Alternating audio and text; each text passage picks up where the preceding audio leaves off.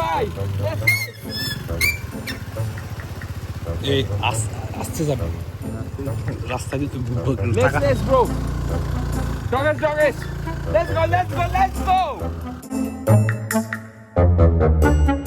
Hi guys WhatsApp আজকে যাচ্ছি scuba ডাইভিংয়ে আর এটা আমাদের হ্যাবলকের সেকেন্ড ডে 5:20 বাজছে সো আমাদের 6 AM এর মধ্যে ওখানে পৌঁছাতে হবে হেভি ফান হবে যাই হোক যাওয়ার আগে একটু কফি বানানো যাক এটা আমাদের রুম যেখানে স্টে করছে বিউটিফুল এটার পার নাইট 10,000 নিচ্ছে এদিকে একটা এসি দিয়েছে এত বড় একটা রুমের জন্য এই একটা ছোট্ট এসি যেদিকে এটা বলতে গেলে 5 স্টার প্রপার্টি এখানকার 4 স্টার প্রপার্টি পোর্ট ব্লেয়ারে ছিলাম তখন ওখানে 3 স্টার ছিল ওখানে সেন্ট্রাল এসি বাট এখানে দিয়েছে একটা ছোট্ট একটা এসি এখানে সোর জন্য ঠান্ডা হতেও টাইম লাগে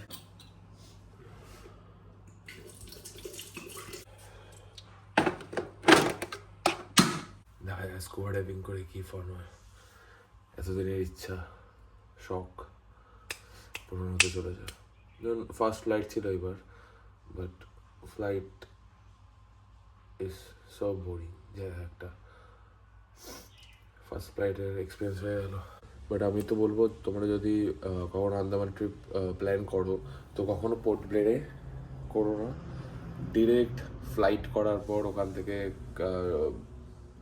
শিপ করে ক্রুজ করে ডিরেক্ট হ্যাবলকে চলে আসো মানে একদম স্টার্টিং থেকেই ফান হওয়া স্টার্ট হবে পোর্ট ব্লেয়ারে থাকো তোমাদের তাহলে সোলার জেল দেখবে হ্যাঁ ভালো বাট ওখানে আমি রেকর্ড করতে পারিনি সো তোমাদের দেখাতে পারিনি সাউন্ড অ্যান্ড লাইট শোটা ওটাও ভালো ছিল মানে কনসেপ্টটা প্লাস যে প্রজেক্টের যে ডিটেলিংগুলো দিচ্ছিল যাই হোক অনেকেই জানতে পারলাম সোলার জেলের ব্যাপারটা ওটাই লেটস গো গাইস আউটফিট আর চেঞ্জ করলাম না এটা বলে বেরিয়ে যাবো না ওখানে গিয়ে আমাদের আউটফিট নিতেই হবে স্কুবা ডাইভিংয়ের সো লেটস গো চলো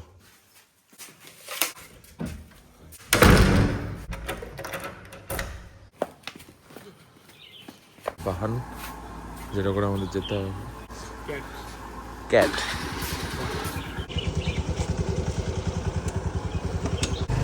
চলো একমাত্র স্কুবা ডাইভিং বললে অন টাইমে বেরোচ্ছি আমরা এছাড়া কোথাও অন টাইমে যাই না এই তো এটা এখান থেকে সোজা ঢুকে যেতে হবে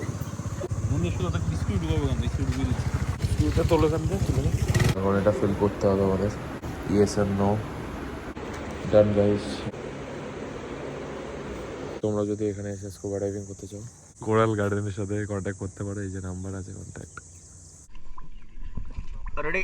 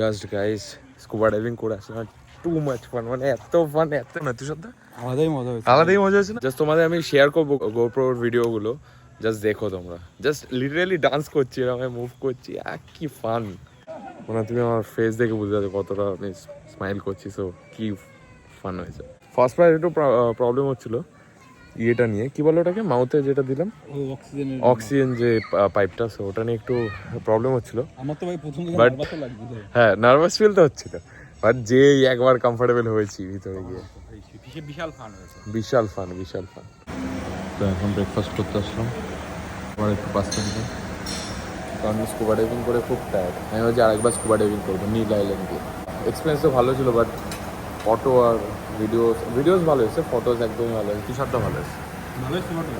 বাইসেপ। তো গাইস এখন রেডি রাধানগর বিচে যাওয়ার জন্য। ও সরি, রাধানগর কেন বলছি, এলিফ্যান্ট বিচে যাওয়ার জন্য। তো যাওয়া যাক, যেহেতু সদ্য ফিট চেক বেরিয়ে গেছে আমাদের। এখানে সব স্কুটি সেম এরকমই হয়। তুই গাড়ি দিয়ে কনসেন্ট্রেশন দে, তুই গাড়ি ঠিকঠাক চালা, আমি ভিডিও ঠিক নিচ্ছি। এই রাস্তাটা ভালো না, কালকে আমি চালিয়ে গেছি তো। দেখ দেখ, এখন তো হচ্ছে এলিফ্যান্ট বিচ, আর এরকম হাইকিং করে 1.5 কিলোমিটার হাঁটতে হবে। জঙ্গলের মধ্যে দিয়ে যেতে হবে এলিফ্যান্ট বিচ। এটা নাকি রেয়ার, এটা নাকি আন্দামানেই পাওয়া যায় গাছটা। ও আচ্ছা, এইখান থেকে ধূপ হয়। এরকম কেটে ধূপ বার করে, কিন্তু এখান ভাবছি আর একটা রাইড করবো প্যারাসেলিং, আর দেখা যাক বেশ, কারণ বেশটা খুবই সুন্দর লাগে। এখানে প্যারাসেলিং করে মজা পেয়ে যাবো। এই জায়গাটা দেখো, এখানে সব অ্যাক্টিভিটিস হচ্ছে, হেভি লাগছে। ওটা প্লেস জেসকি অনেকবার ট্রাই করেছি।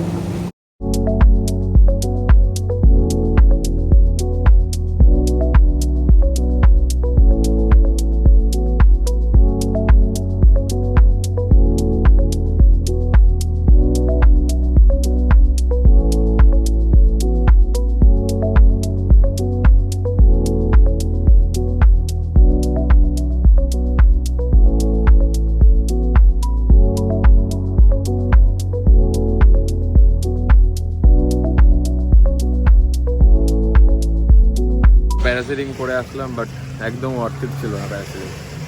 মানে আমি আগে যখন মানালি গেছিলাম তো ওখানে প্যারাগ্লাইডিং করেছিলাম, তো প্যারাগ্লাইডিং করার পর প্যারাসেলিং করার কোনো মানে হয় না। আমি ট্রাই করে দেখলাম আর ভাবলাম ব্লগের জন্য একটা কন্টেন্টও পাবো, বাট অর্থিক না, সেরকম ঠিক এনজয় হলো না। স্কুবা ডাইভিং ফান করেছি। হালটা দেখো, এতটা ঢালো, এত কাটিয়ে করার পর ফাইনালি নেমে এলাম নিচে। শেষ।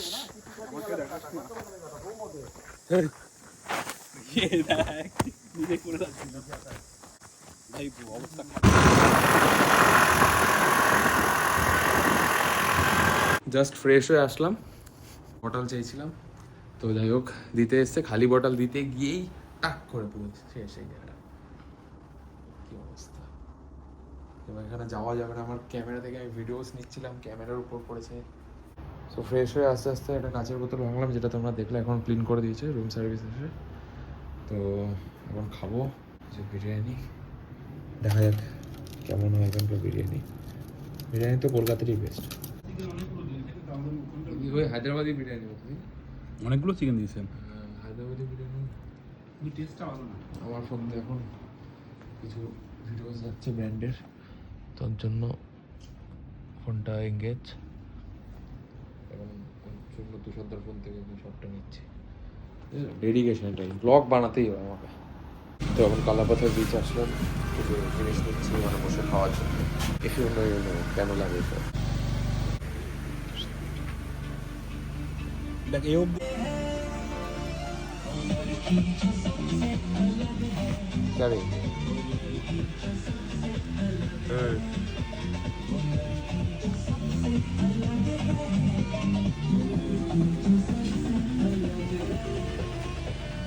বিচের পাড়ে ডায়েট কোক নিয়ে স্যান্ডেলের উপর বসে আসছি। আর এই যে আমাদের গেস্ট আজকে ডগেশ ভাই। আকাশের তারাগুলো দেখা যাচ্ছে না? হ্যাঁ দেখা যাচ্ছে, সুন্দর ব্লিঙ্ক করছে হালকা হালকা। বডিগার্ড আমাদের বডিগার্ড। ওই কিরে, হ্যান্ডশেক কর, হ্যান্ডশেক,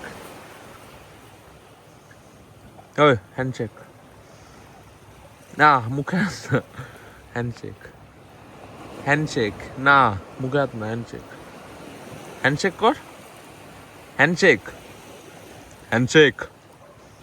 ওই এই ডগেশ, তাকা এদিকে, তাকা এদিকে, তাকা তাকা তাকা তাকা। আমাদের অনেকক্ষণ ধরে আমাদের গার্ড দিচ্ছে আমাদের। অন্য কুকুর আসছে আর ও তোকে তাড়িয়ে দিচ্ছে ওকে। তো গাইস এই কালা মানে কালো পাথরটার জন্য নাম হয়েছে কালা পাথর বিচ এই ব্রিজটা, জানি না। এটা আমাদের খাটারা স্কুটি, তোমাদের দেখাতে আসলাম জাস্ট কালা পাথর বিচ কিসের জন্য নাম হয়েছে, এটার জন্য। আমি দেখছি ওই তুই গাড়ি চালা, আমি করে দিচ্ছি। আরে আমি হ্যাঁ বললাম তুই গাড়ি চালা, আমি ভিডিও করছি। আচ্ছা তুই এত জোরে চালাচ্ছিস কেন? আমার কোশ্চেনটা তো ওখানে। চল সামনে চল। তুই হোটেলে যাওয়া তারা আছে না, তাহলে তো চল সামনে চল, ঘুরে আসি। স্কুটিতে এমডি তেল দেখা, তেল শেষ হয়ে গেলে ওকে ফোন করবো, যে তুমি বলছো তেল লাগবে না। এ ভাই আস্তে আস্তে আস্তে আজকে চালাচ্ছি যে কোথায় ব্যাগ আছে নিমে মারি যাবা। আর কোনো গান মাথায় আসলো? এই আজ যাস না। হ্যাঁ অনেক দূর চলে আজ যেতে হবে। যেখান থেকে মনে হবে আর যাওয়া যাচ্ছে না, কেন্দ্রে দেখ কর আমাদের তো যাওয়া যাচ্ছে। এটা ল্যান্ডস্কেপ, এটা হ্যাঁ হ্যাঁ ল্যান্ডস্কেপ তোকে নিচ্ছি তো। এটা নোংরা। হ্যাঁ হ্যাঁ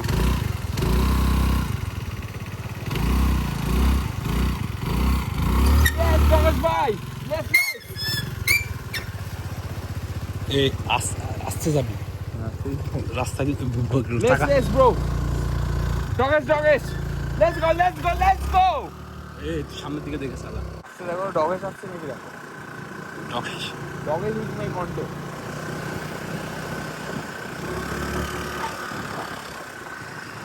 ইয়া ডগেস একটু উপরের দিক দিয়ে চালাবি, বুঝলি তো? নাহলে ইয়ে ঢুকে যাচ্ছে আমার ভিতরে। এদিকে উঠতে হবে, এদিকে উঠতে হবে। এই তো এদিক ভাটের স্কুটি একটা। দে দেখলি তো উঠে গেল। সামনে গাড়ি আসছে।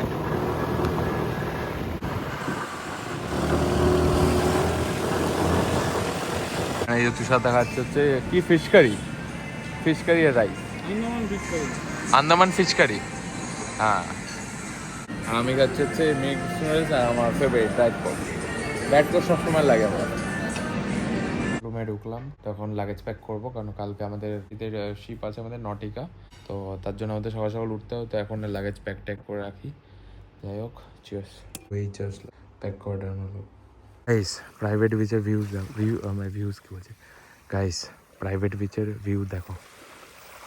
এতদিন নাকি এখানে আমরা আসিনি, আলাদাই লাগছে guys, literally what a view.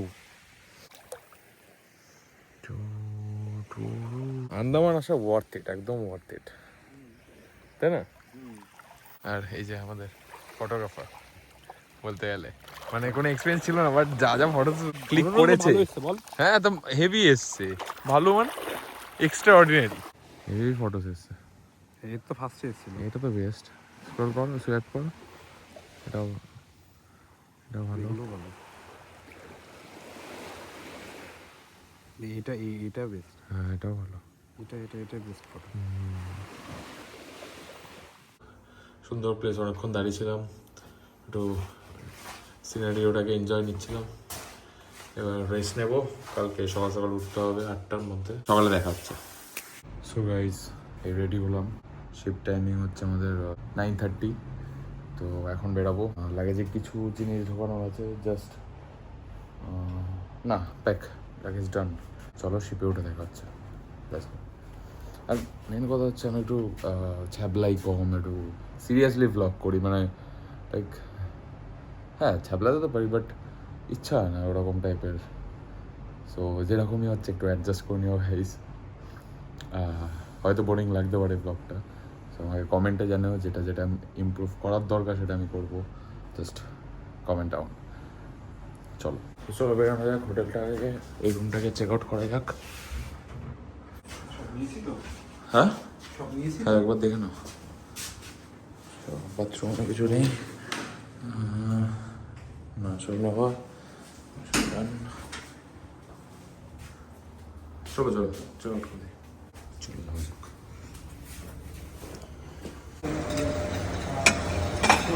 এটা ব্রেকফাস্ট,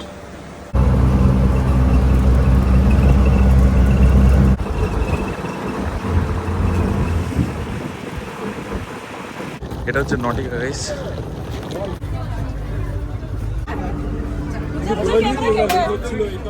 ভালো, এত সুন্দর ভিউ পাশে, একটু ভালোভাবে রেকর্ড করো, বাট পাশে একটা টাওয়াল ঝুলে রেখে প্রত্যেকবারে কপাল খারাপ, যখন ভালো কিছু হয় তখন আমাদের সাথে খারাপ হয়, আর খারাপ হলে তো খারাপই হয়।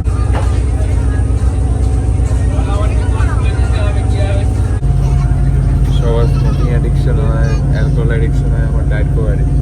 যেখানে যাচ্ছি diet Coke, diet Coke, diet Coke, diet Coke. 40 rupees MRP আর এদিকে নিচ্ছে 160 rupees extra। নীল নীল আইল্যান্ড বেশ। তোমার লাগে যে ভিআইপি ট্রিটমেন্ট, আমার লাগে যে এরকম। হ্যাঁ, এটা কেমন? এটা আমাদের কার নিলে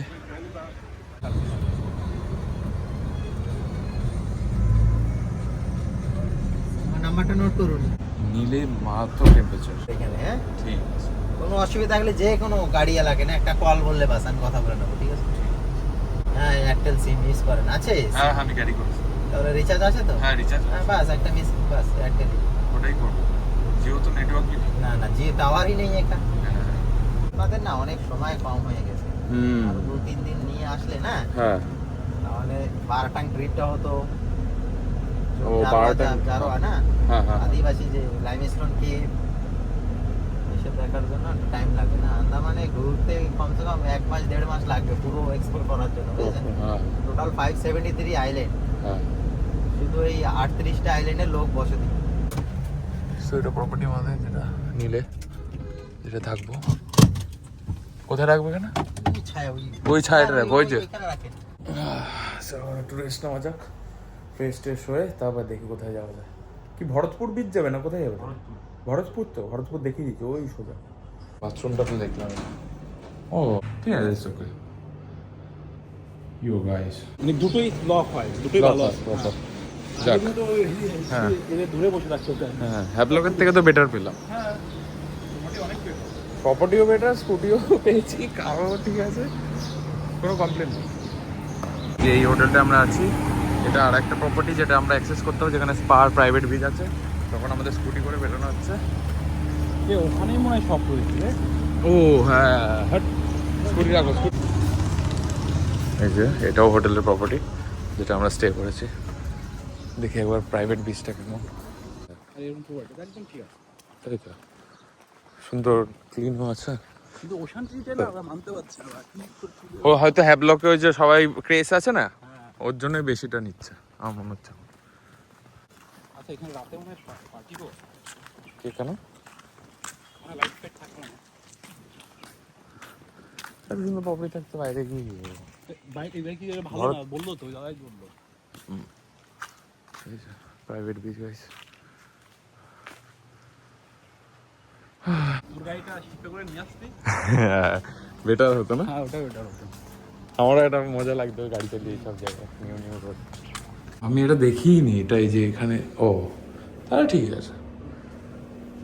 তো এখন রুম সার্ভিস থেকে আয়রন মেশিন চাইলাম।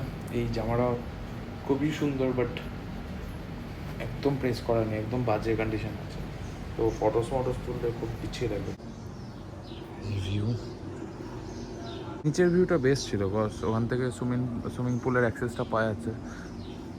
বাট ওরাও দেয়নি, ভেবেছে দুটো ব্যাচেলার ছেলে আসছে, কি আর পুল এনজয় করবো। একটু পরে ফ্রেশ হবো, জাস্ট আসলাম, একটু হালকা টায়ার্ড ফিল হচ্ছে, বাট এনজয় হচ্ছে, এক্সাইটমেন্ট আছে।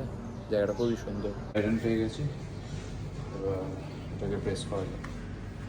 ভাবলাম শার্টটা আয়রন করবো, আয়রন মেশিনই চলছে না। রুম সার্ভিসকে কল করলাম, বললাম দেখি কী হয়। না তো খুব বাজে অবস্থায় আছে, মানে আমি বাজেভাবে রাখিও নি, এটা ওই সাইড থেকে না, তারপরে ওই সাইডের প্যাকেজিংয়েই রাখা ছিল, বাট তাও এরকম কন্ডিশনে এটা পড়ার মতনই না।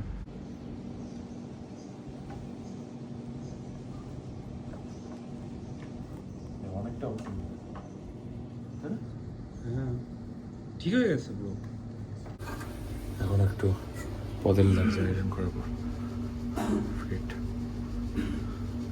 যাওয়ার আগে একটু সানস্ক্রিন নিয়ে নিচ্ছি, বেরোনোর আগে সানস্ক্রিন না হয়ে শেষ। আমি এই সানস্ক্রিনটা ইউজ করি একনি মুভি SPF 50, এটাও মেডিকেটেড প্রোডাক্ট, ডার্মার সাজেস্টেড।